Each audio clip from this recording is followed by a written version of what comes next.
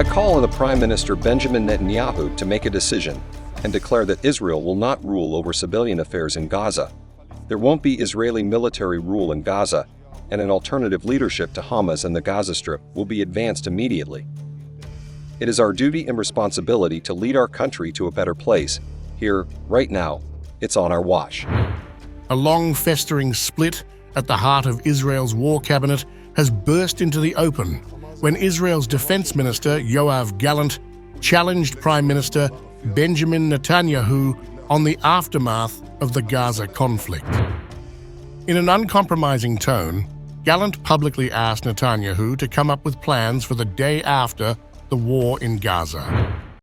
The end of the military campaign and the political action, the day after Hamas, will only be achieved by the control of Palestinian entities, with international support, who will transition to an alternative government to Hamas. This is above all in Israeli interest. Also responding, a third member of the war cabinet in Israel, Benny Gantz, backed Gallant and said that Gallant speaks the truth and that it is the leadership's responsibility to do the right thing for the country at all costs. Gallant's comments provoked an immediate political row, with Netanyahu pushing back rapidly with a videotaped statement. Netanyahu said, "Until there is no rule in Gaza, there can be no talk about the day after."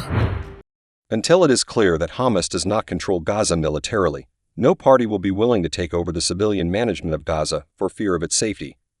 Therefore, the talk about the day after, when Hamas remains intact, will remain just talk, empty of content. Netanyahu said there is no substitute for military victory, indicating that the government led by him will not agree to anything short of total win in Gaza. There is no substitute for military victory. The attempt to bypass it with one claim or another is simply disconnected from reality. There is one substitute for victory: defeat.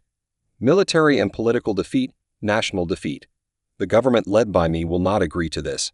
The comments by Gallant appeared to be the culmination of growing frustration with Netanyahu among Israel's military leadership.